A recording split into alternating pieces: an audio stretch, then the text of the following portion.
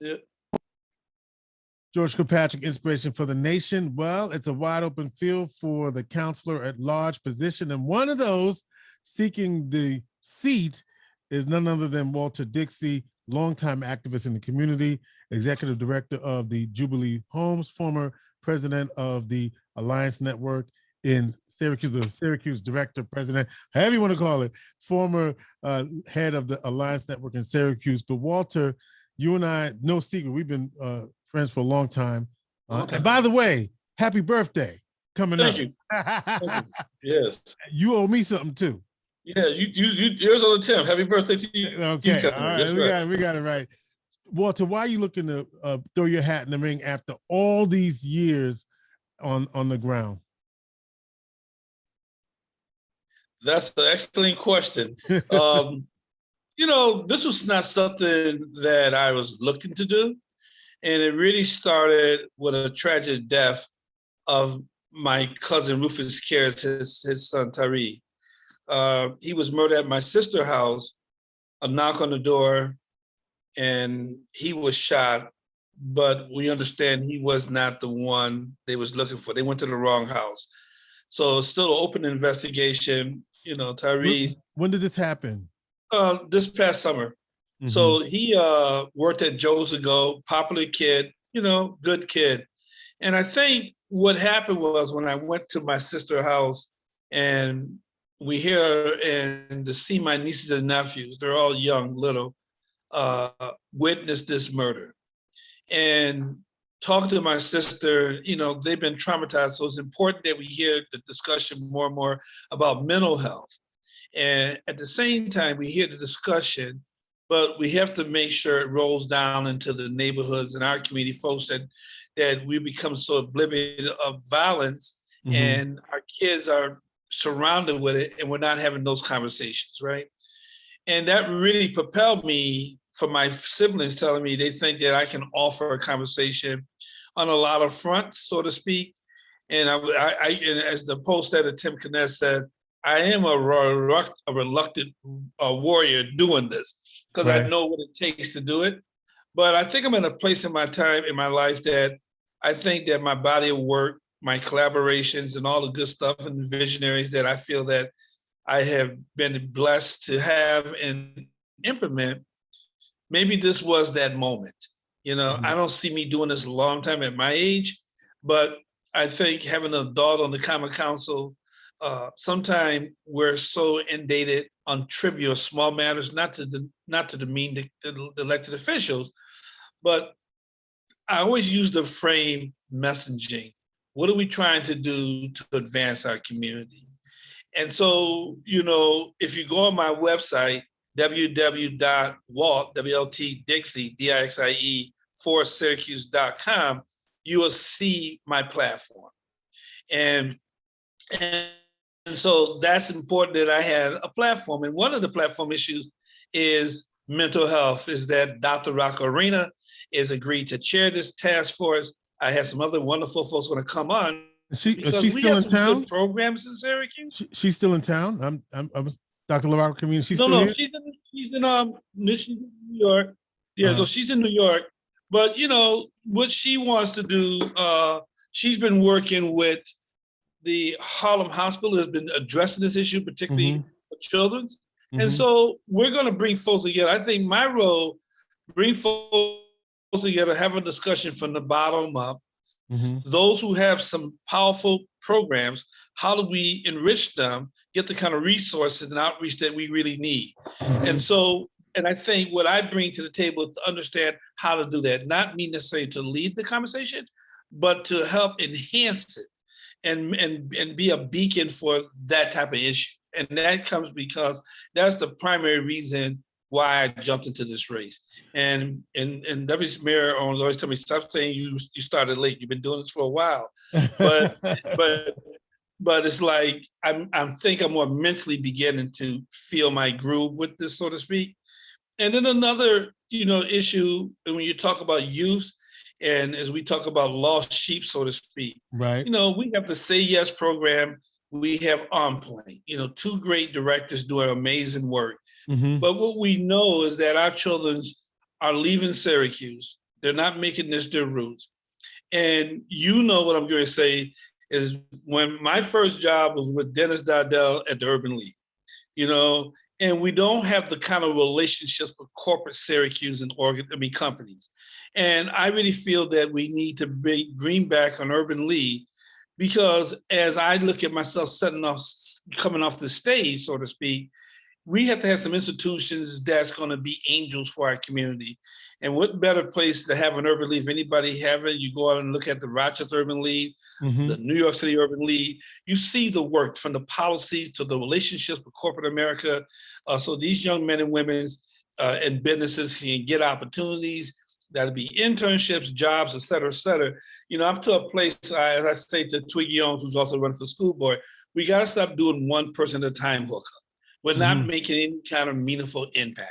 And so, I won't announce, but I have some amazing folks that's on that task force that can raise the money. And I'm also happy that Reverend Al Sharpton has also spoken to me, said he'll help me facilitate that opportunity to create that, as well as the retired Kyle McCall.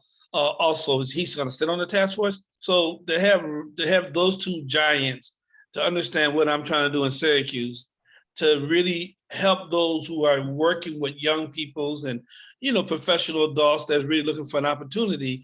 And I feel we're at a place where corporate America is asking this question from its boardrooms to its hiring.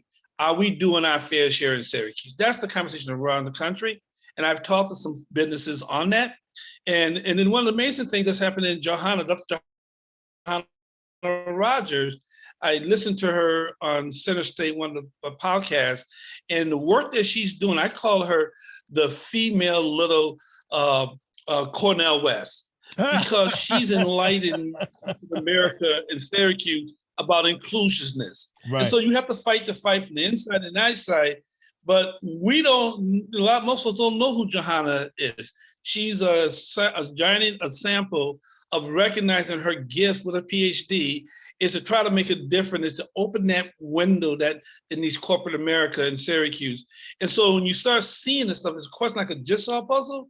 I see me just pulling pieces together and just get out the way and let work. And then at the end of the day, like today was the 2nd. Today's June 2nd. I know we're taping. My mother went to heaven 8 years ago, and the ministers came. I had 19 ministers, 7 showed up, but they all pledged to support this candidacy.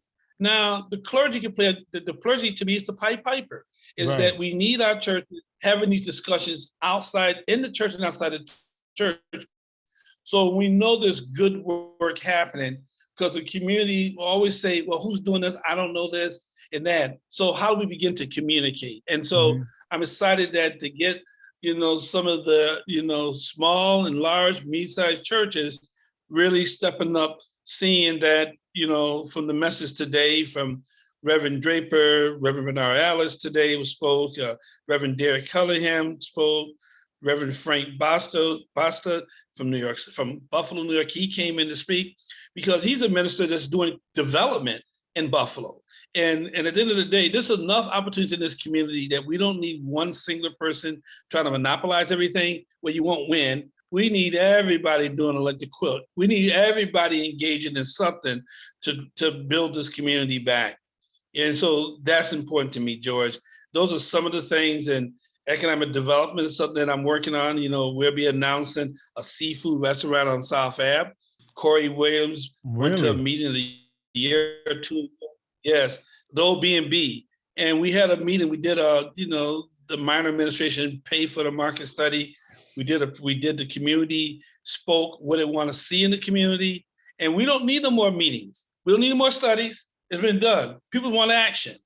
And so I feel I'm an action oriented. I don't have time to just have discussions. I don't need to go to a meeting to hear what they're saying today, same 20 years ago. And so I'm gonna be a different kind of politician. We know what we need to do. Let's get the work done.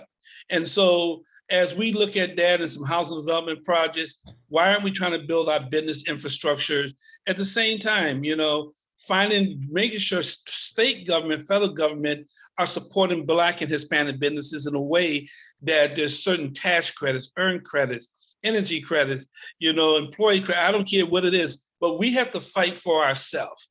We have to mobilize and get state government to pay attention to us. We can't look at what's happening downtown,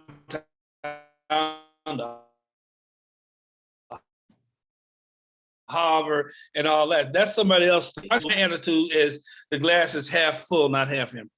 You talked about, you were just saying, you're making a point about downtown in the harbor, but what about the neighborhoods and economic development? What about policing?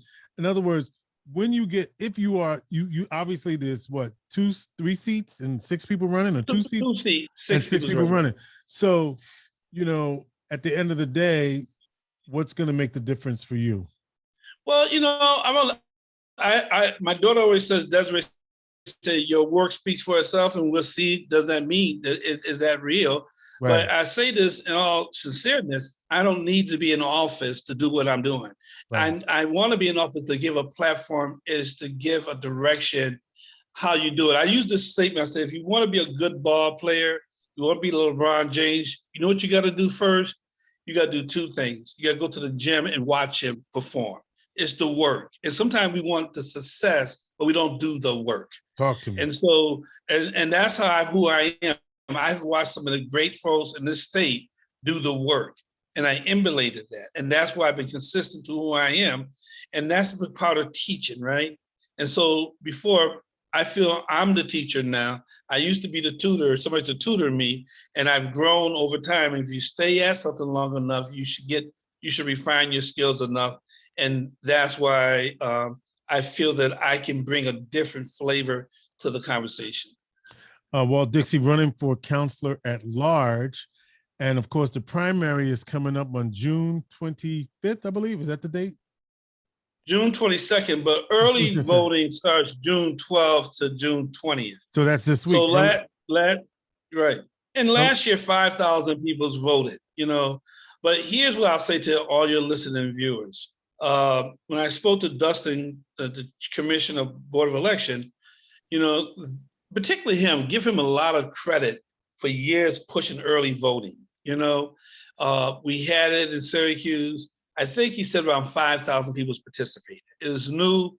They need more polling sites yet, but it's just in the city primary, or county, in the city primary. Oh, yeah. City primary. Mm-hmm. And so, they hope to do better.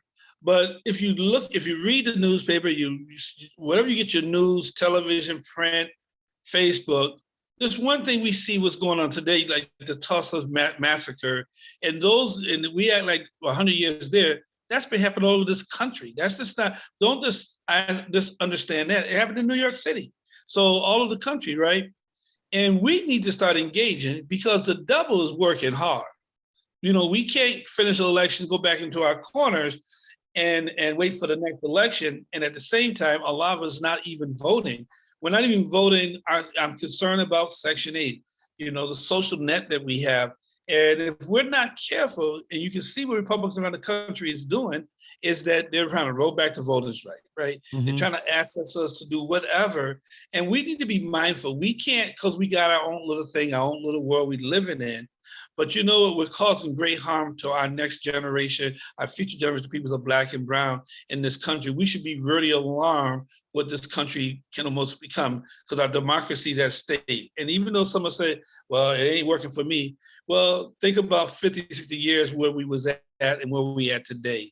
We got to continue as Reverend Sharpton says, the fight is never over. You got to continue to fight. You got to continue to push the envelope. You got to be the safeguard of our democracy, in particular our needs. And I feel that there's an awakening of young people, the work that young folks did in Bernard Alice, one of the ministers that worked with the young folks this summer, doing the 40 days and 40 nights, so to speak. You got to applaud them. Now the next step is that we got to get that pen out.